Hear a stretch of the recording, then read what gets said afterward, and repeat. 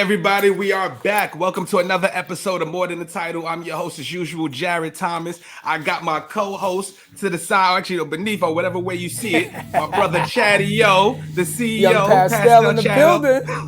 He's ready to pause. He's ready to pause, baby. We ready. Let's go, man. So just want to say before we begin, y'all, just thank you for everybody for the continued support. Thank you for the downloads. Thank you for the likes, the reshares, the retweets, all of that. We've been growing and glowing every week, and it's all because of you guys. So we really appreciate all the support and love, man. We wouldn't be here without you guys. And then also, let's give a shout out to our distribution partners. Shout out to the Live Podcast Network. Shout out to Angel and the entire team over there doing their thing. You know what I mean? Let's do that. Let's do that right there.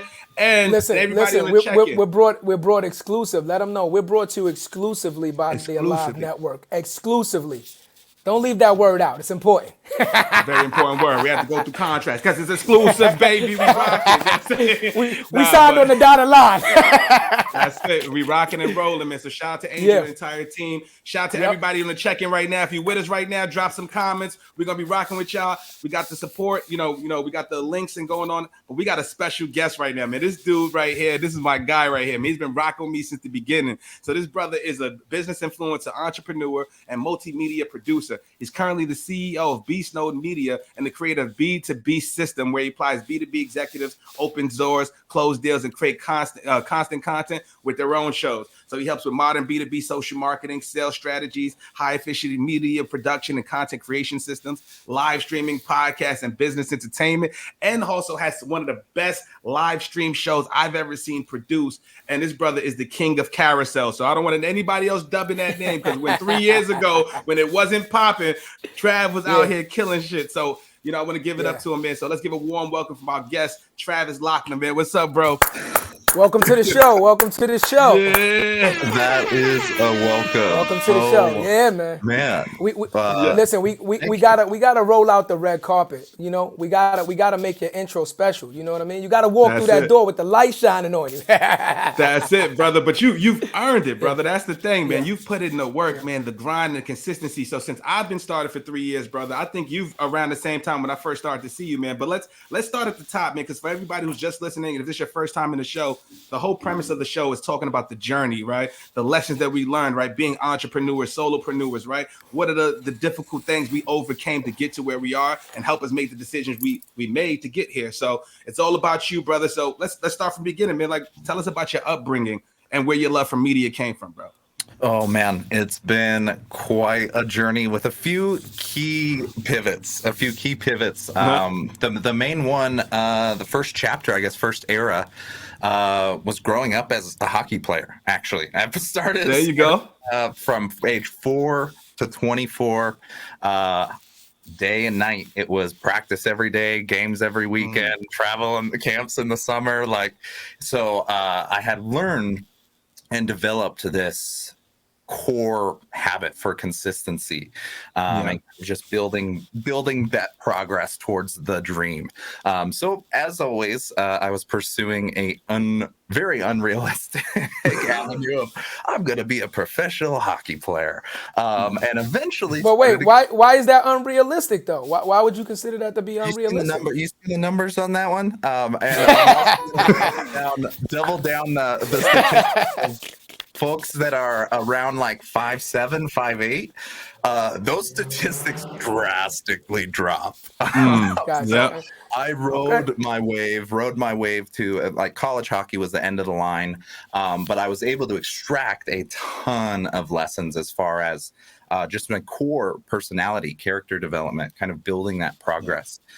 So chapter 1 was in sort of building that foundation. Yeah. Chapter 2 was in music. I decided to replace that dream with another realistic one. Hence the title, The Super Producer, under his name. Please pay attention to that, ladies and gentlemen. The super producer. Not a regular producer, but the super producer.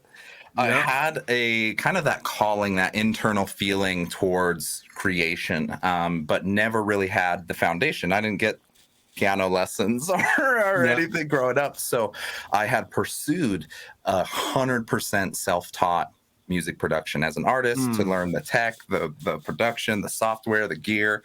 And I'm still using the same mic that I've bought in high school with my summer job money. 15 years later. There you go. Needs that. And, Vintage. this era. It was back in, you may remember a little thing called MySpace back in the day. Shout out to Tom. He was your first friend. Yes, exactly. And I was a lot of people's friends on there. And what I was kind of riding the wave of this kind of emo scene that was very popular in that era. And I was producing songs in there, kind of putting out social media, putting songs out there, kind of playing all the games with MySpace bulletins. That was what it was before carousels and whatever. There's always like a trending format of things. So it was me learning at a very young age that there is a lot of power to this digital medium, this digital era. And started learning the foundation of everything, build a massive audience, self-produced album, everything was out there, and learned a very crucial lesson about owning your audience, because as many of you probably know right now, and many of the folks here, that no longer exists. So that whole world kind of disappeared from me in like about 6 months. That entire audience just disappeared, complete ghost town. Message. Own your content, own your IP, own your platforms. We on borrowed It was land. an immediate lesson in kind of the power of this medium and digital social media, but also B, you better do it right next time. So that was a very crucial lesson that I still learned a bunch about, and took all of that to what eventually became my first company. So chapter 3, era 3, here we go. Wait, before we go to chapter 3, Trav, let me ask you one question, bro. Yeah, please. How long did it take you to grow? What did the following look like on MySpace? How long did it take you to grow that audience? And what was the biggest thing that happened? 'Cause I know you said you grew, you were selling music and stuff like that. What was the craziest thing that happened during that journey?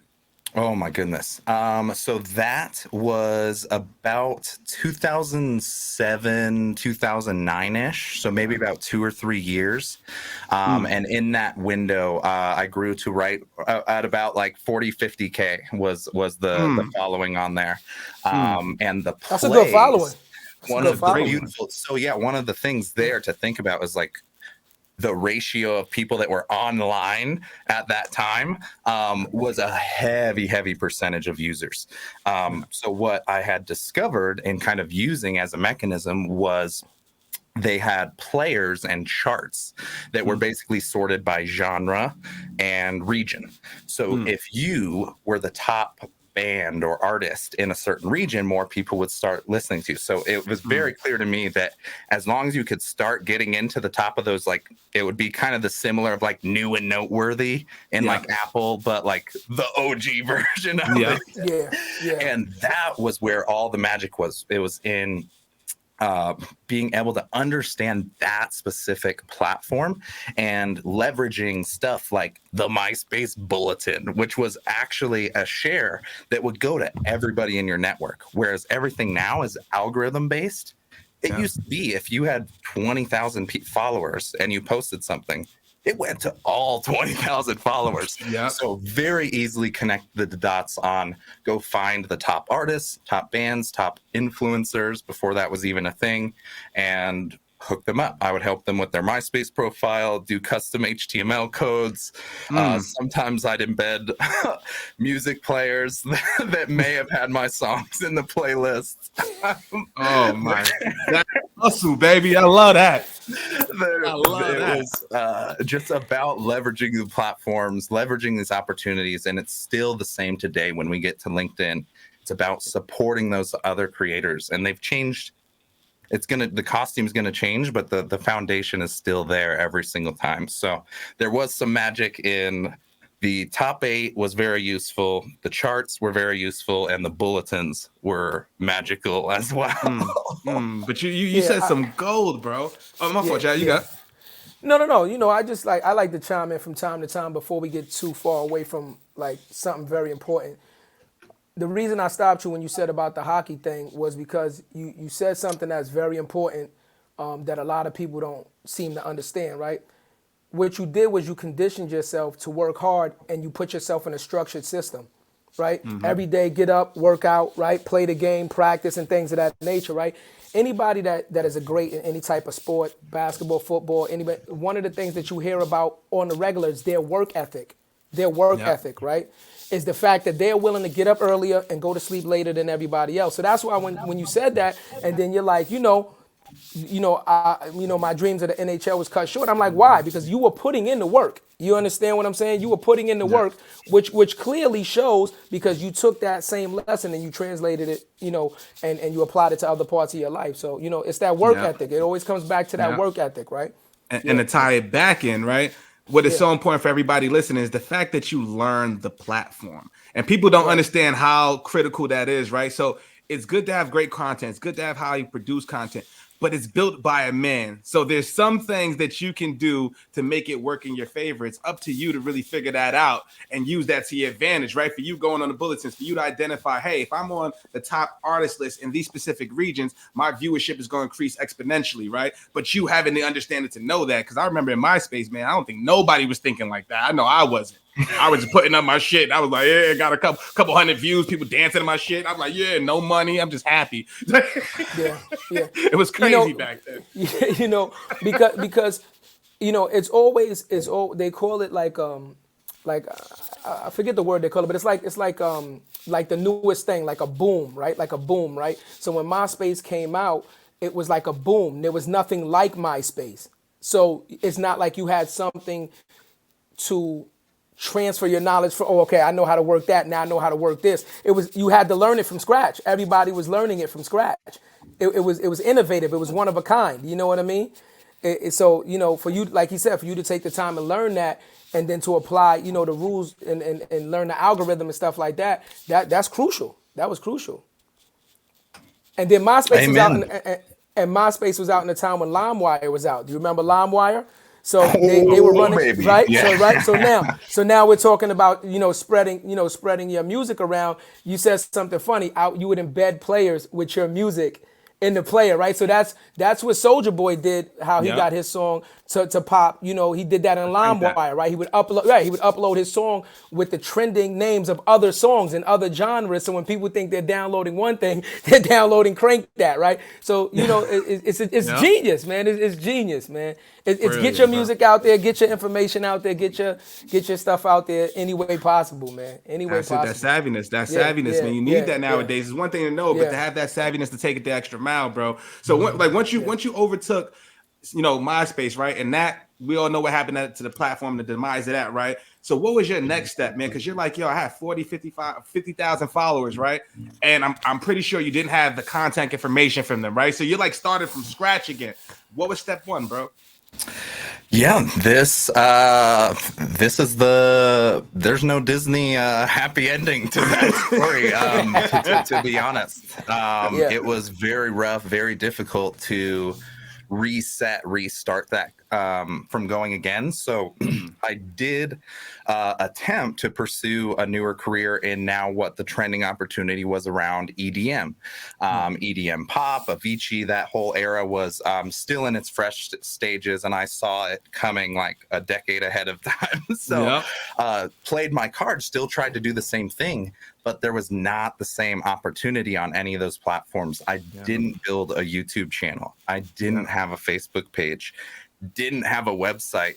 And it was all because of this very egotistical, honestly, probably more so an insecurity of not wanting to jump to a new platform and starting from zero and figuring it out. And that was really just, it's more so a mistake and a pivot and recognition.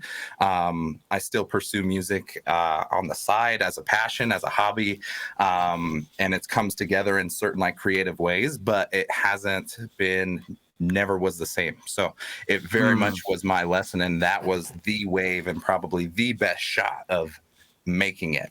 But like we just did from the hockey and into the prior lessons, you take all of those lessons and those foundations into the next chapter and the next lane.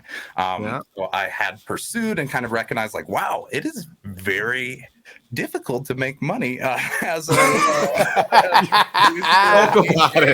artist, like, and as those dots, like everybody tells you it for decades until you're like out having to pay rent and like under a lease. You're like, wow, this is starting to connect the dots. So pursued a real job, got my 9 to 5, was like, all right, this is what I'm supposed to do. And from the start, did not feel right. I was like, I would change this. I would do this better. I would like very much not compatible for a 9 to 5. So I was living in downtown Denver, very, very financially burdened, super broke, not in a great relationship, and really had to kind of pull myself out of this, and thankfully discovered the School of Greatness podcast. Could have been any podcast, personal, professional development, but I started hearing the right message at the right time about building your own business, creating a lifestyle of what kind of this 4-hour work week that was coming out with like Tim Ferriss and everything, of building your own lifestyle. And I was like, damn, that sounds like nice. Yeah, that sounds like let me go pound this path. You know what I mean? And saw the next opportunity start to open. This was right around 2014, 2015 era of what I call the green rush, when Colorado and Washington, everything were legalizing cannabis, and there was this frenzy of attention. He was calling it the wave earlier. There's a wave like of momentum to jump into. That's for the green rush and for you, bro. And that's for the green rush. Actual dispensaries and like cannabis products was very crowded, very saturated market. Everybody was looking at that.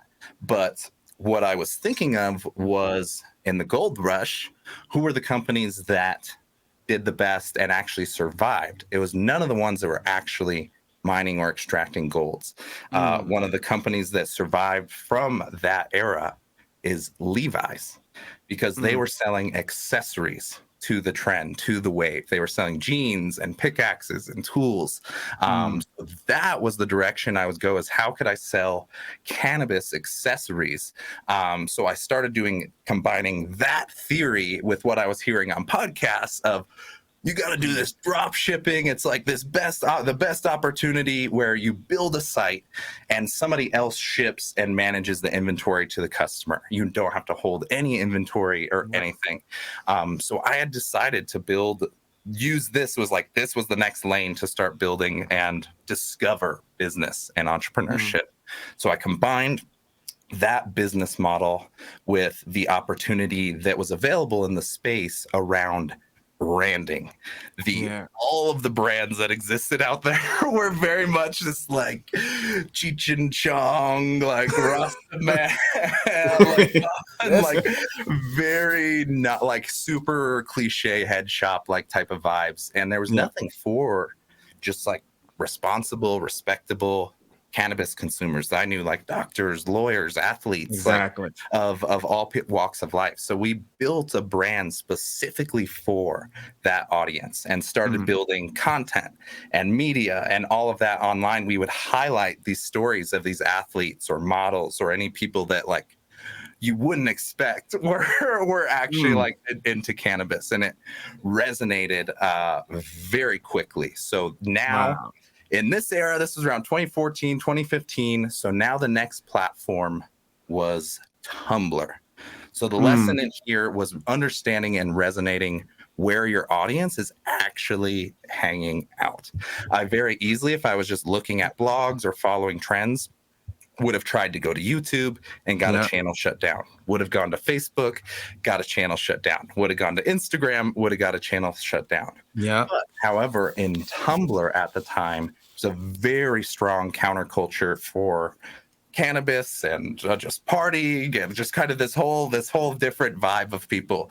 And the social platform was in that same golden era of growth where you could actually post something and it went to everybody. So models, I took the lessons from before, started connecting with all of the influencers and top creators and curated cannabis pages and plugging our brand and our product and our company into all of those. So the end summary of that is within under 2 years, I was able to build that business from startup all the way up to acquisition.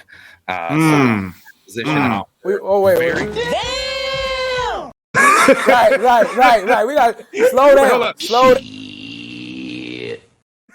We gotta slow you down now, because you know that is amazing, because in business, most business models is go from startup, build your equity, and then eventually sell it off, have a bigger company or somebody acquire it from you, and then you either start over and re-replicate it, or you go fishing. So for you to do that in 2 years, that's amazing.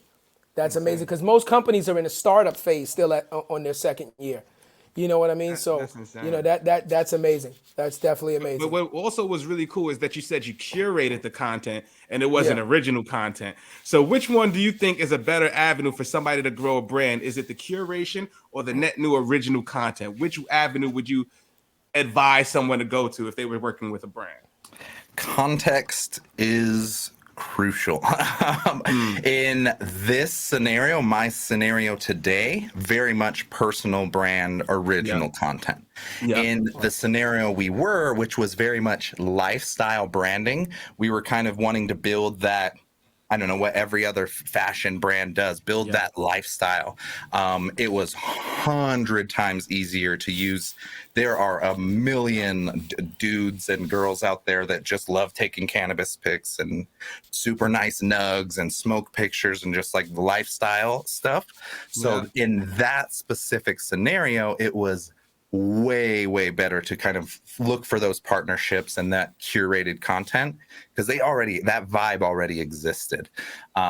Where I've transitioned today is much more my sort of system, my approach, my method, and people have to have faith in me and trust in my system, my face, framework, my voice, etc. So it's heavily dependent on the context, who you're trying to reach, and exactly what the impact of that content is supposed to be.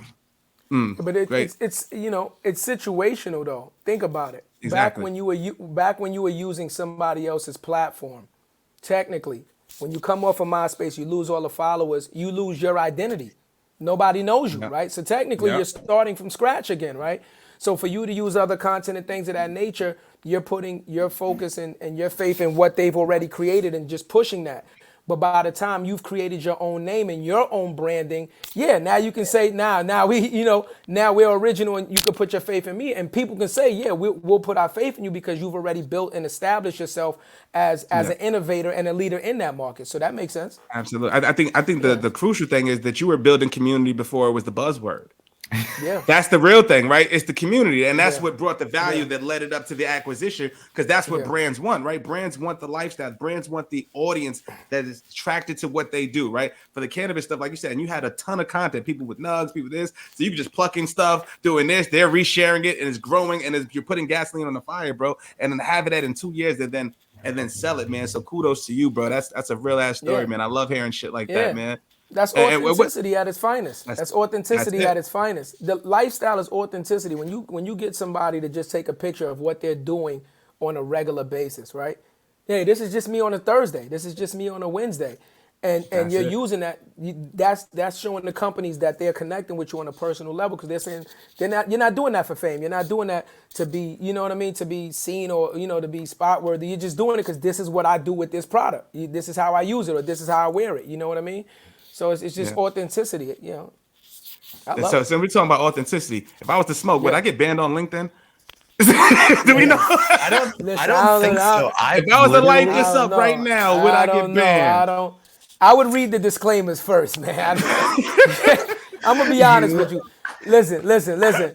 I have to step in and say, let the lawyers read the fine print first before we start doing shit. This is out the box digital, but we don't want to get too far out the box where we get shut out the room. That's way out. But that's what works. It's that level of authenticity that really works. It is.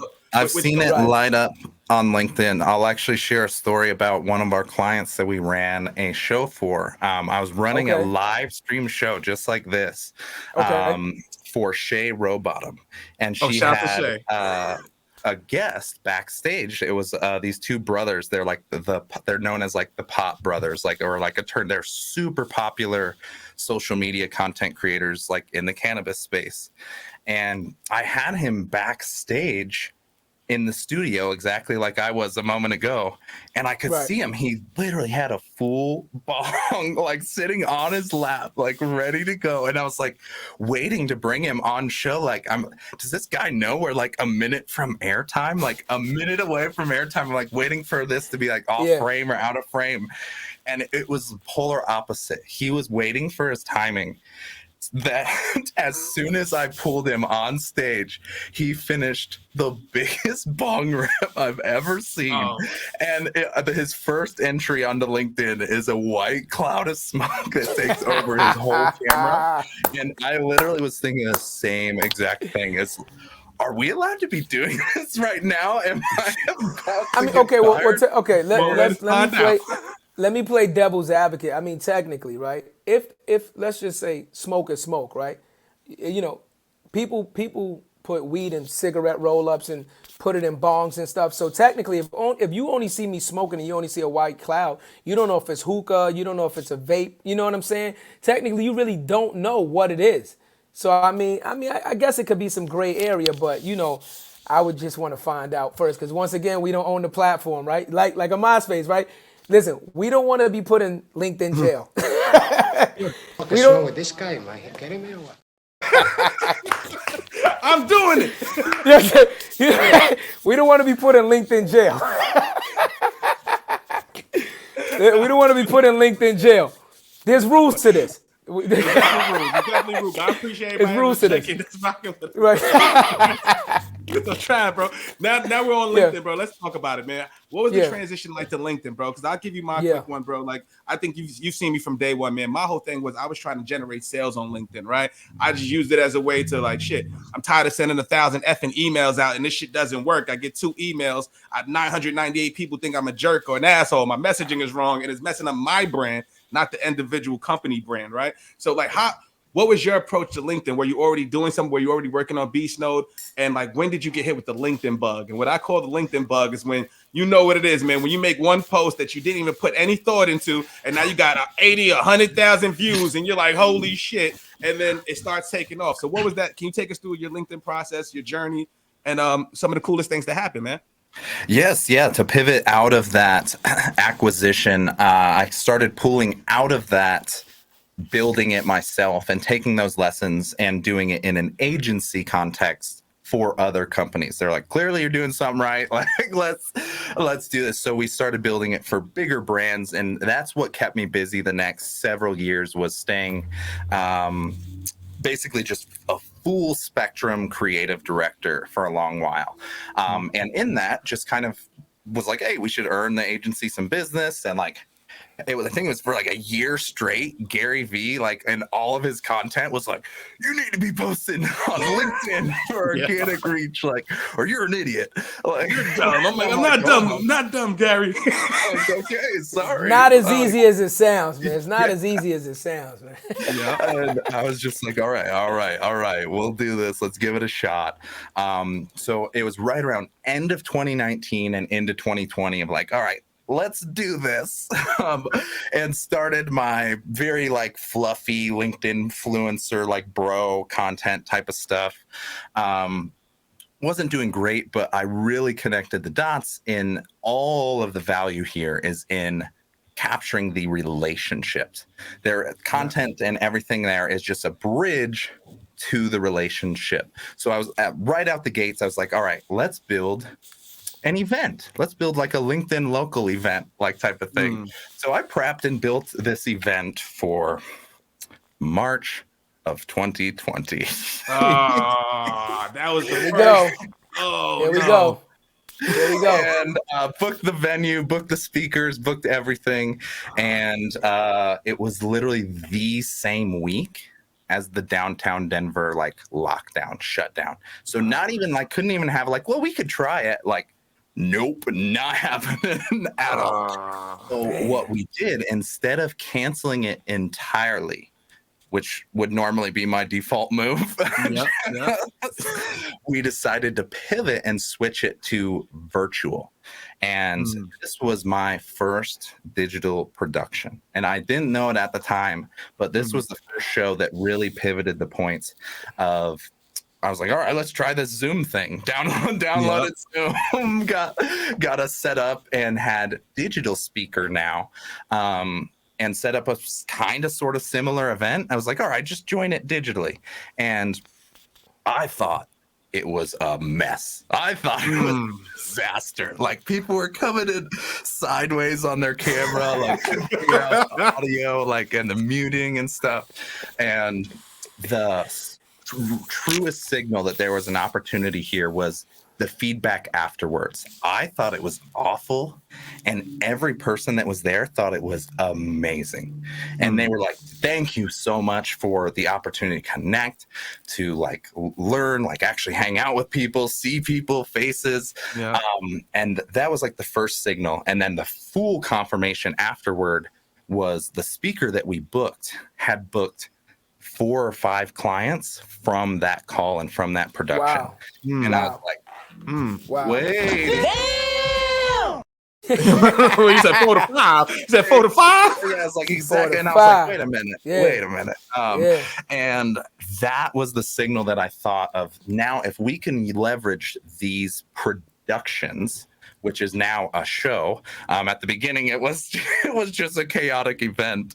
But if we can leverage these productions strategically, this is a very viable bridge to all of those business relationships that people are looking for online. So that started to really open the door for me as far as having a avenue to connect those prospects and clients and target audience all in somewhere, whether it's an event, a live stream, a podcast, a community.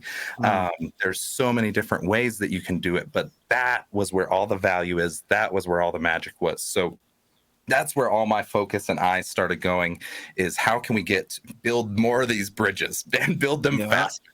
I tried what I would call the old school solo content route, where you had to write out a script, turn on the lights, like over here, camera set up on the tripod, do your 22 takes. If you're anything like me, I'm like, no, I'll do another one. No, I'll do another one. Then send it off to the editor, then get it back, send revisions. And I was like, it was very clear to me that was not sustainable, especially for business owners or anybody that doesn't enjoy doing that passionately. It will stir your soul out. So it very quickly became obvious to me that we needed a higher efficiency way to get to that content, get to that finish line.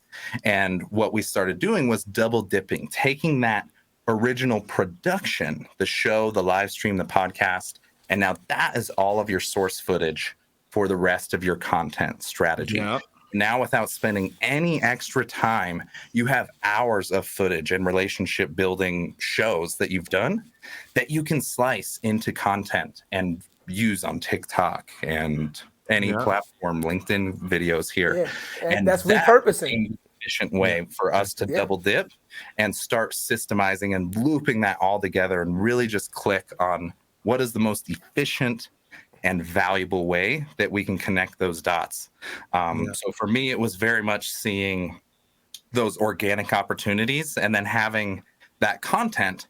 You don't know the difference between every one of your posts feels the same, but some of them just pop out of nowhere. And for me, it used to be those little carousel sliders would just pop to like 100K views. And I'd be like, what just happened? I just do the same thing I do every single week. So it just was one of those things where as long as you can keep that consistent effort going, the consistency is the keystone. Everybody, but the brilliance in the carousel. So for everybody listening, the brilliance of it, because this is how I met you, bro. So you'll use mainstream whether it's a movie, game. I've seen Super Mario Brothers. I've seen Breaking Bad. I think he had The Wire up there. But then he'll take the lessons of that shit and then break it down into business and how you could apply it, or what's the real true lesson. That's essentially like what More Than a Title is like. Yo, what is the real value of this post? What is the value of this mainstream thing? So if you go on LinkedIn, you see a carousel with The Wire or Breaking Bad. You see, Heisenberg. I'm like, what the hell? You know what I'm saying? And then you slide through, and it was just genius, bro. And it just made me stick to you. Because I knew every single week you was going to come up with some fire ass shit. And I was like, damn, I was looking at you like, what the hell is this? I didn't get it. 3 years later, now that's the most organic reach you can get on LinkedIn is through carousels, man. And you saw that shit super early. So shout out to you, bro. That's called being an innovator, man. That's it. If you listen to a lot of the things he's been saying, already he's telling you without him realizing it, he's always kind of been ahead of his time. If Absolutely. you think about it, right?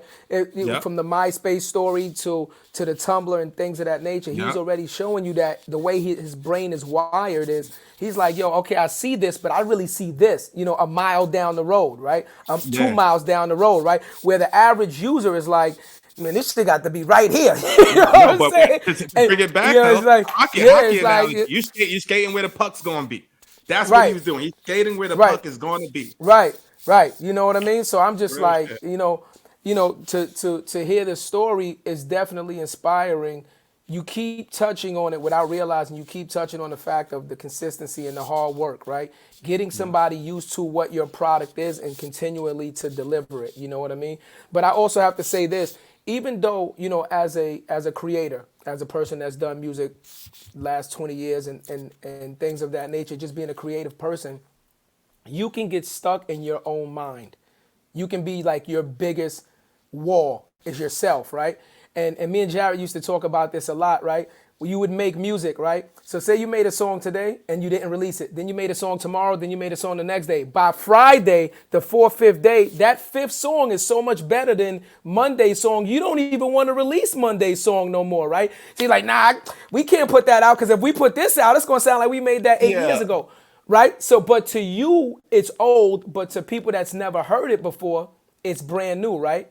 It's brand new and it's still content, right? So you just got to put it out, and because different things resonate with different people. I think we can all agree to that, right? Different things resonate to different people, right? And what you were tapping into when you did your show is you was like, well, to my understanding, it's not what I might have wanted it to be, but to the viewers and the people that attended it, they got a real value out of that. They got a real message out of that. So for them, it was everything. You know what I mean? Yeah. Plus, though, timing is everything, too. Yeah, timing. Absolutely. The fact that you did it, like, you can't plan that any better, right? Like, and it was the same thing for me. Like, nobody knew what the hell was going to happen. I was in Manhattan in February. People were rocking masks. I'm like, I don't think okay, what the hell's that about? Right. And then shit just went, right? So when my shit started, I was 3 months into the personal branding journey on LinkedIn when that shit happened. Thank God I did, because I was able to close a huge deal that kept us and sustained us all the way into maybe June, because my pipeline disintegrated. It went from like 700 in pipeline to, Jared, we don't know what the hell's going to happen next week, bro. I might not have a job, nothing. Let me call you. And went to that. I was like, shit, what am I going to do? So you know what we did, bro? That's when I shifted and did the Rankable podcast. So I was like, yo, if people are in the house, you probably don't want to talk to me about business, but let me talk about your story right now since you're in the crib. Let's tell you some valuable things. And if you do open up, if you do have an opportunity, you're probably going to come to the guy that you just had a good time with, or the dude that you like and want to go get a beer with, right? And that's how it happened. People just started throwing me bones, man. And we ended up closing like $2 million from the agency just from that. So I can imagine what you did, bro. You know what I'm saying? That's it, bro. Just being this. So I can imagine, bro. So what is, from a business perspective, what kind of impact did it have on the business for you, bro? Starting from March leading up to now. It is literally the seed of existence for the business that I run today. Without that moment, it literally would not exist. This was not on my agenda or game plan at the beginning of 2020.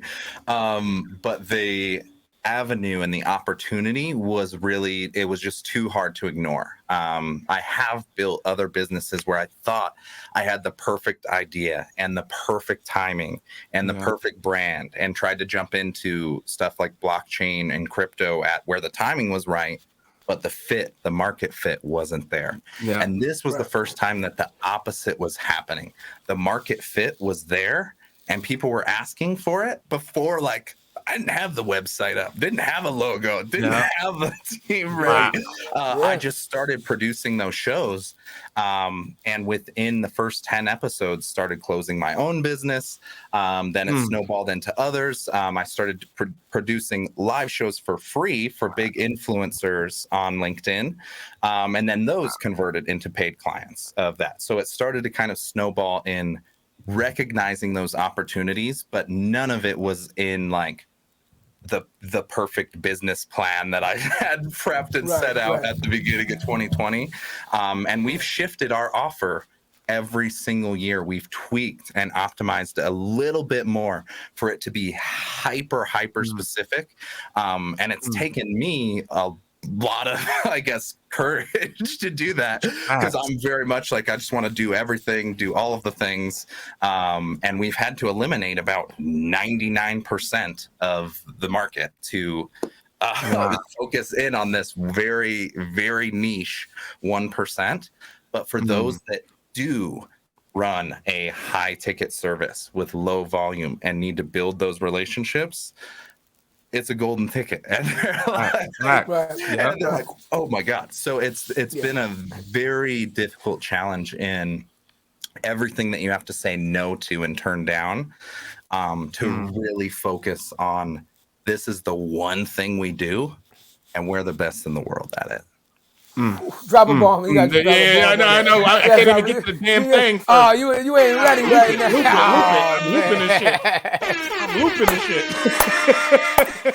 Listen, that you know, to be able to say that with confidence and say, like, not only this is what we do, but we're the best at it.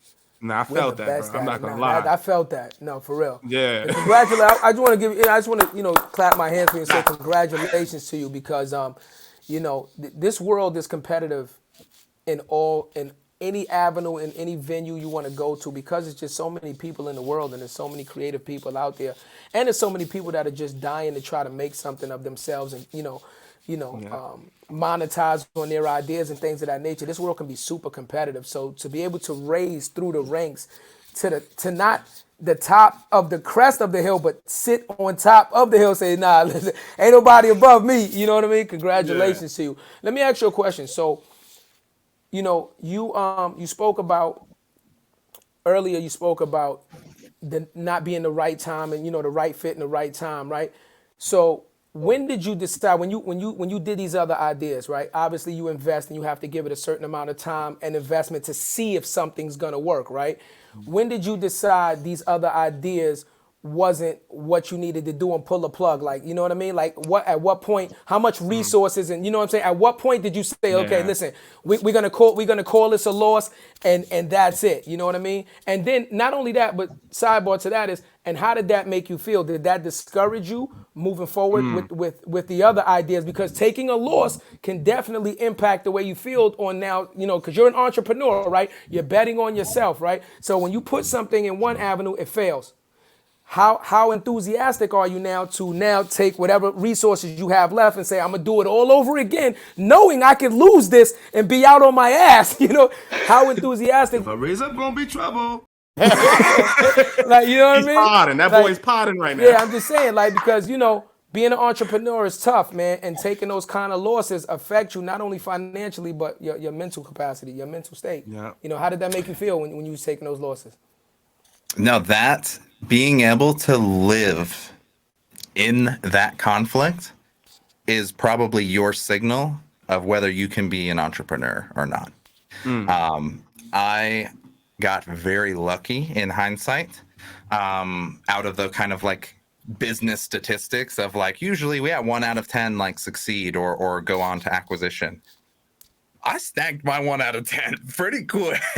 So I rolled into that next phase of my life with way too much confidence that whatever I built or touched or did next was going to be awesome. And that was when I spent months on the logo and the brand name and the domain name and comparing them and the building a course and hours and hours of video content. I had this genius idea of building a education platform for this new age of finance, of cryptocurrency, decentralized finance, NFTs before they were super trendy, for people to basically understand what the hell is this, and charge people for it. That was the that last piece, because in the market there are hundreds of people doing that are getting paid, but by sending you somewhere else, sending you to Coinbase or sending you to this. So I wanted to have an objective, neutral, unbiased, this is how you get involved in this Web3 momentum. And it was just the wrong market fit. If there is, and I spent hundreds and hundreds of hours in producing content, the site, the business, and I should have done the opposite of getting it started. So the signals that I saw, it's probably very difficult to do because you're in it so deep. You want it to work, you want it to thrive, you want it to survive. But there is no answer. Or if there is an answer to that, I do not have it. And we need to explore what that answer is, because it could save millions of dollars, thousands of hours. And it's, I think, really having a pulse of that market fit before anything else. It's so easy to get excited about the brand and the sexy logo and the website. But if there's not a core business of problem and solution that people actually freaking want or need, the rest is useless. It is useless. At most, maybe you can be like one of these startups that can look great and polish their suit and everything and collected 2 or 3 rounds of investment. But if there's still not a core product and solution that people need, it's just going to burn and burn and burn. There it is right there. That's it right there. That's it. No, that's it right. That's the answer. No, that's the answer. That's the answer right there, you know.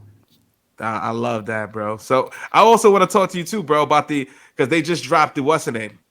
So for those listening, they just dropped the LinkedIn top influencer list. I don't know if I told you about that, Chad. So this company, I forgot what it's called, Falcon or Falcon, something like that. I just know I'm not on it. I just know I'm not on it. I'm trying to get them, man. We going to next year, bro. We getting them. I know I'm not on it. Travis, one of the people, one of the influencers on it. So first of all, congrats to you, bro, for being recognized for your consistency and your value, bro. And just curious, like, what do you think about that? Because the reason why I want to ask what you think about it, right? Because I think I like those lists and things like that, but it's superficial, and those type of things can actually discourage some creators, man. Like, say for instance, if I'm doing 1,000 posts a goddamn day, like somebody like Alex Sharon, ABS, bro, he's not on that list, but it's not going to stop him. You know what I'm trying to say? What's the metrics though? Like, I mean, when they come out with these lists, right? A lot of these lists are subjective to, I guess, whatever group of people that they have that vote on who gets to be on it. Do you know the actual metrics that they use to judge who gets to be on it or not? Like, what does it go by? Does it go by followers or reach? They probably take that into account. But what I'm thinking, if I'm a SaaS platform, right, that's trying to get people to know about my technology, if I put the top 200 people like Justin Walsh, all these other people on a list, their followers are going to come to my website. And out of those followers, somebody's going to check to see what the hell I do. And out of that, I'm pretty sure they have a decent conversion rate from that. I would bet the house that's probably one of their best campaigns that they do. I would bet the house. You know what I'm saying? So it is a business play, but it also gives recognition to the creators, right? So I would love to talk about the list specifically. And also, what do you think about some things that the creator economy on LinkedIn, bro? Like, how are we able to monetize content on LinkedIn? Like, could you just break it down to other people? Because I get asked this a ton. They're like, Jared, how the hell are you monetizing? How are you doing it? And unfortunately for right now, you have to monetize off platform. And that's the hardest thing to do for some people. You know what I mean? So if you could talk about that, bro, as well as the list, we'd love to hear your opinion. Yeah, no, these are very good marketing PR things. That's kind of the category I see it in. Very difficult to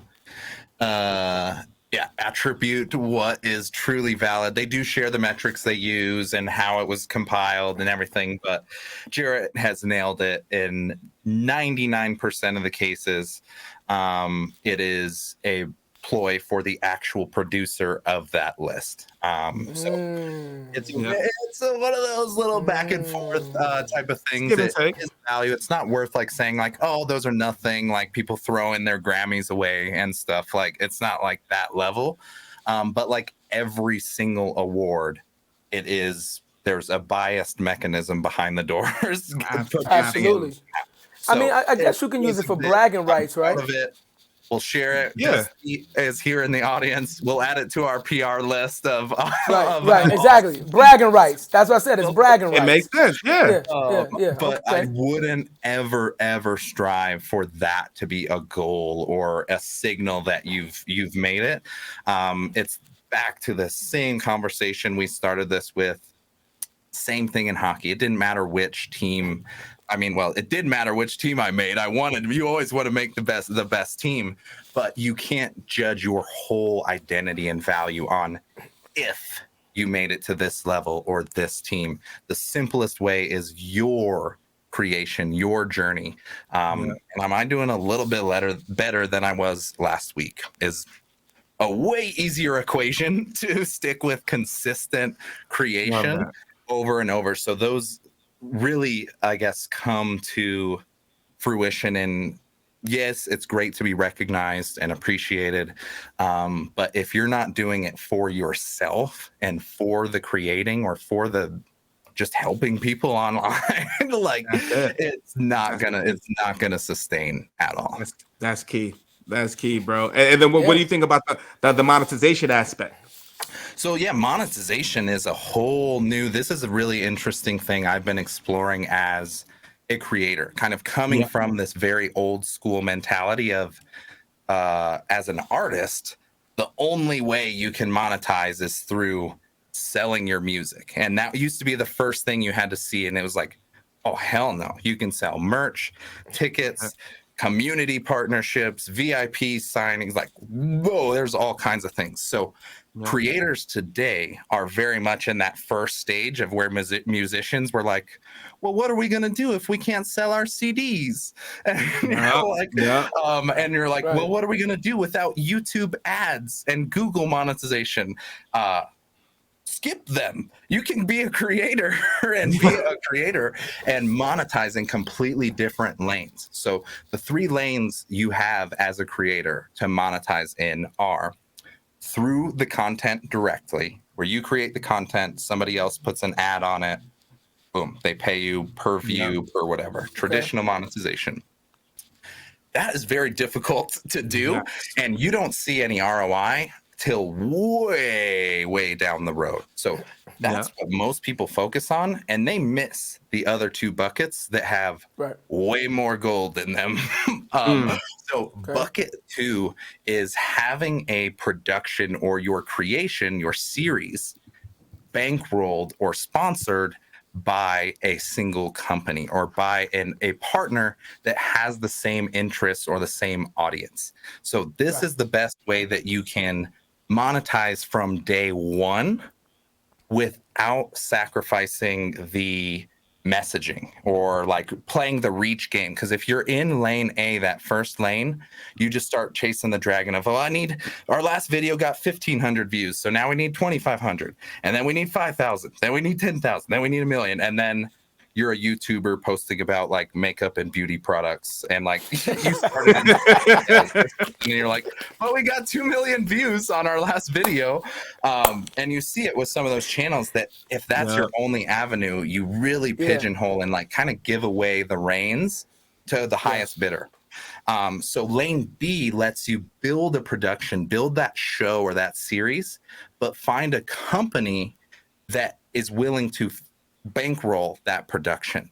So that would be a partner that has the same audience. So if I wanted to build, I did this with Restream. I was building a show for how people can learn how to live stream, become a producer, and just join that journey. And instead of me just doing it and hoping like, boy, I hope I make some, they got like 40 views, 50 views per episode. You're not going to get pennies on the dollar for like advertising that. But Restream is a very viable company to have an audience of people that want to learn live streaming. So they were very excited, very happy to sponsor and basically bankroll the entire show. I got to create content for free, basically, or at neutral cost for a full year. And it creates a nice symbiotic win-win scenario. So look for that lane 2 where you can bankroll a production with a partner that is aligned. And then lane 3, this is where a lot of business owners and myself are going, is simply using the content as a bridge to an existing offer or an existing product.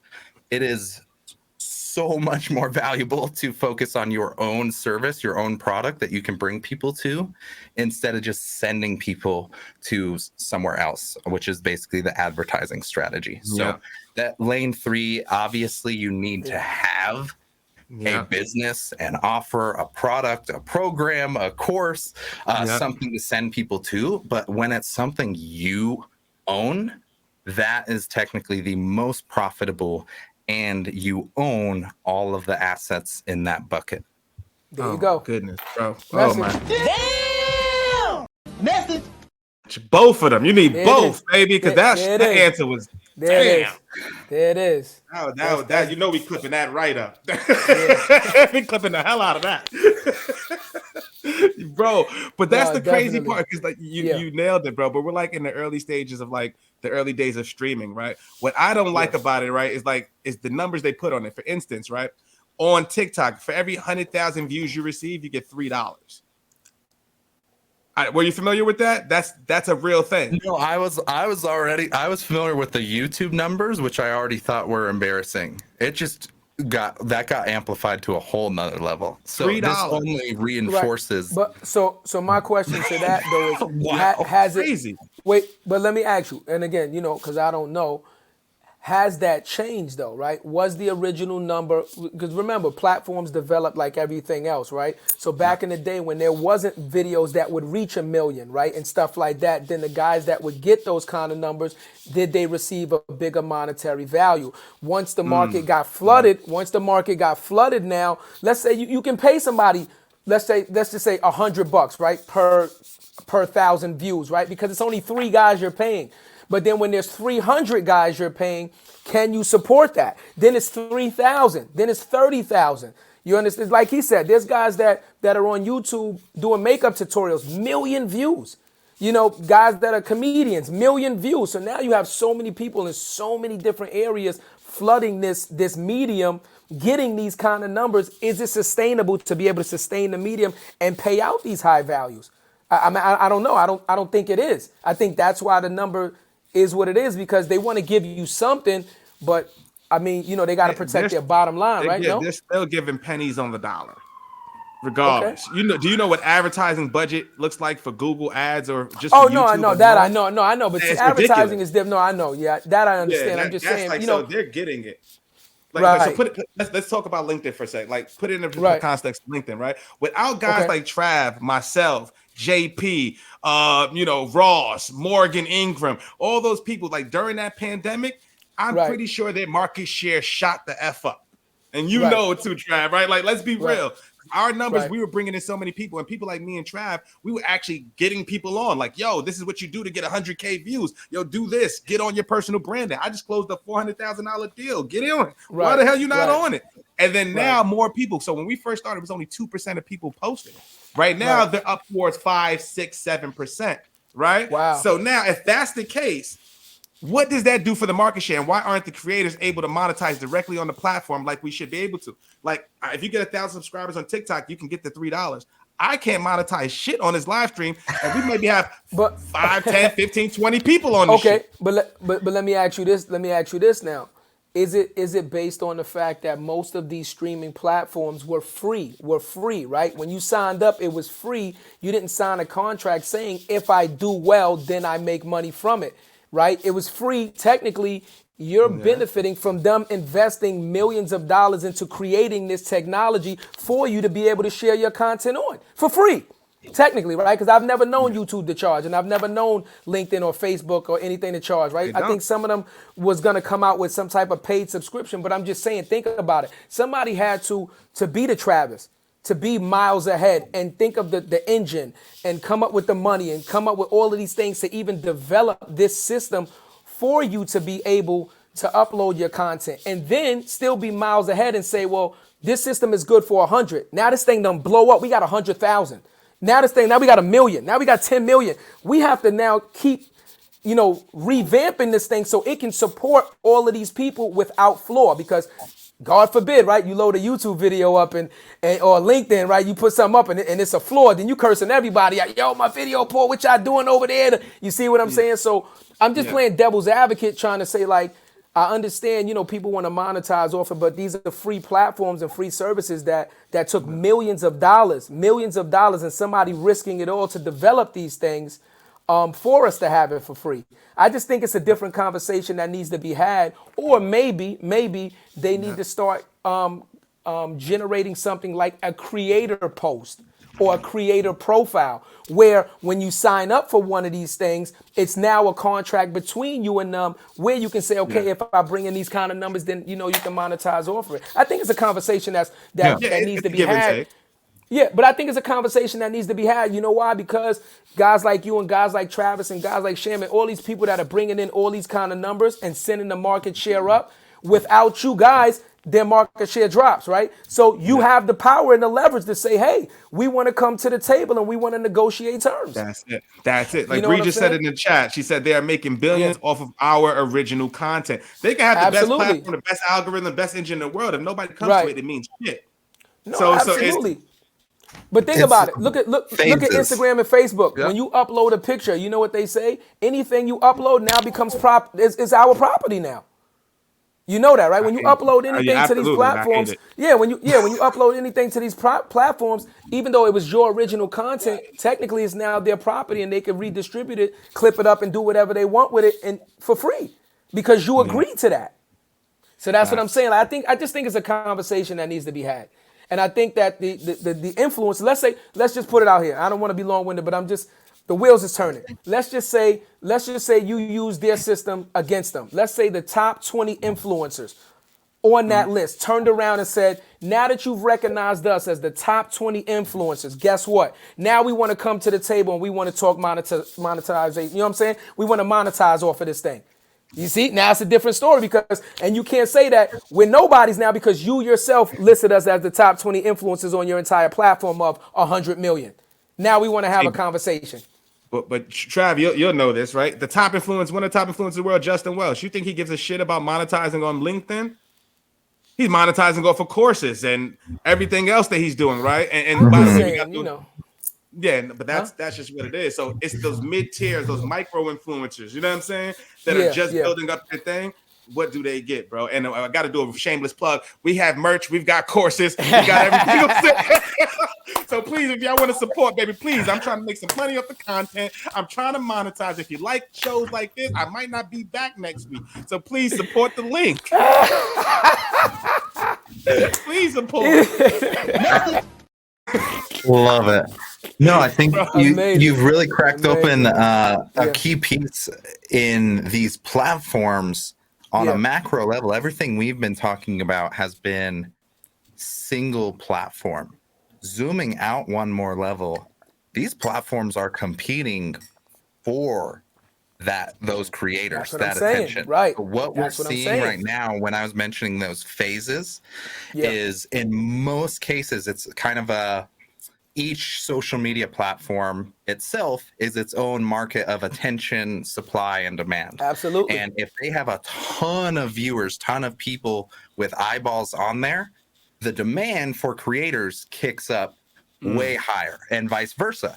If there's way more creators and not enough viewers, that's when people are all like, oh, organic reach is down. What's going on? Oh my God. Wow. numbers, it's science. And these platforms, they essentially they have very clear metrics on that supply and demand curve. So they adjust their rates and their programs and what they do pay creators in that exact context. So if they need more creators, you'll see YouTube crank their ad share to 60-40 or 70-30. And they start competing with one another. And with live streaming, it got even crazier because you can post a single video 10 different places. You can't live stream to a bunch of, they don't want you to stream to a bunch of different places at once.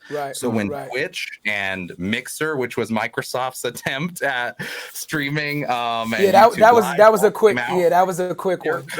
They're literally getting that list of top 20 that you're talking about.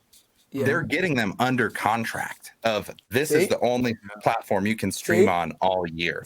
So they are thinking of it in a competitive way, but what you'll see is it's in a maturity phase that at the beginning stage, they need way more creators. So it is way more lucrative with advertising and way more lucrative with organic reach. This is the Goldilocks, like the golden zone that you want to hit on MySpace, on Tumblr, on IG. There's always like a golden era where reach is in their growth stage is just irrational. And eventually they start dialing it down once they pull all those creators in. And now they have a business model. Let me jump in real quick. Just looking at some of the comments, like Andrew said, I pay for LinkedIn, right? I pay for LinkedIn, and Dusty Rose said I pay for LinkedIn also. So you see, that's what I'm talking about. So there's a differentiation. Yeah, there's a differentiation from free people, free clients, free profiles, and paid ones. You see what I'm saying? So now, again, they're making more money from these people that are paying for these premium packages. Are the creators and the content creators that are high up on this level, are they getting a piece from that? Are they getting a piece from that? No, because the people that pay might not have never paid unless that content was there. But that's the point, bro. So I don't get shit out of LinkedIn Premium, but being able to see people who view my profile. That's the only value I get out of that shit. I'm not paying $70 for that shit. I'm not doing it. I'm sorry. Connect with me, D. I'm not doing it. I'm sorry. It's $70 a lot. Are we putting on a company card or something? I don't know. No, but real talk, man. I just want to say, I know I didn't realize it was like an hour and some change, bro. But I just want to say, man, yo, Trav, man, I really appreciate you, man. Your question, your answers, bro, were so spot on. I learned a ton from you just now, brother. I'm sure everybody in the check-in, learned a lot. And first of all, I also shout out to everybody on the check-in. I can only see the LinkedIn. So Andrew, Gabe, Bree, Dusty, Gabe, wait for somebody else. Anybody else that see? Sorry for Facebook, I can't see the comments, but I'll see it afterward. I'll be sure to engage with you, man. But Trav, thank you for the love, man. Thank you for being a part of my journey. It's been an honor to be a part of yours, brother, and see your ascent, man. Because little do you know, you inspired myself, brother. Like, you know what I'm saying? Yeah, it was people like you, JP, in my early days, man. And I'm like, man, I got to do this shit. I got to step it up, man. I got into my storytelling. I started being my authentic self, man. And I love how all of us have our own lane. Yeah. And we all rock out and support each other, bro. So I just want to say thank you from the bottom of my heart. For real. I need a message. I need a message. Yeah. So message. I need a message. What would you say to the next up and coming you, the 15-year-old, the 16-year-old, techie or semi-genius that has his mind just racing? What advice would you give the youth? Because we have to give back here, right? What advice would you give somebody that's not you yet, right? Remember how you was in your younger self, right? What would you give the next younger version of yourself in form of advice as far as like how to handle these new platforms and how to go about being an entrepreneur? I think it's around embracing the journey. Everything you've ever wanted is sitting right on the other side of your comfort zone. That is where all the magic is right on the other side. I'm clipping that right there. Keep going, but I'm clipping that right there. I love that. I love that. That was powerful. I didn't mean to cut you off. Go ahead, bro, but that was powerful right there. I felt that. Now, that's a drop the mic. Oh, that moment. was it? Oh, that was it. A drop the mic. Oh, he dropped the mic. Oh, that's a drop the mic. No, that was it. No, that was it. That was Yeah, that was dope. That was dope, man. So, yeah, real talk, man. So thanks, Trav. Like real talk, man. Yeah. Appreciate you once again. Thank you to everybody in the comments. Thank you to everybody on YouTube, man. Chad, man, you already know we're gonna rock out. And next week, we've got a crazy episode. We got AD Dolphin, the CEO of D Herbs, man. When I say this episode is gonna be something different, man. I'm excited. It's crazy, man. But thank you guys, man. Y'all make the show. Please support, man. Thank you for the continued support. Trav, you got an open invite whenever you want, bro. And when you come to New York City, man, we're gonna take it offline and we're gonna do a green rush. You know the vibes. just hold on, just so you know, Trav, I play ice hockey a little myself. I got hockey blades. You know, we could get on. You know, my name is Chad, so you know, don't let the shades fool you, baby. I got the footwork. You know, I might not be as good as you, but we could definitely get on the ice and do something. You come to New York, baby, I got them ready for you. What's wrong with this guy? Am I kidding me or what? So down. What is wrong with you? Oh, man. I got more than the title. Hockey jerseys on the way. Oh yeah, absolutely coming with the hat. We've had all that, y'all, branding everything. Yeah. But y'all, real talk, man. Thanks again for the love, everybody. We're gonna close it out, man. Trav, much love as always, man. And we see you guys next week for another episode of More Than the Title. Y'all appreciate the love. What you know about me? Seen it all, heard it all. Oh, what you know about me? I done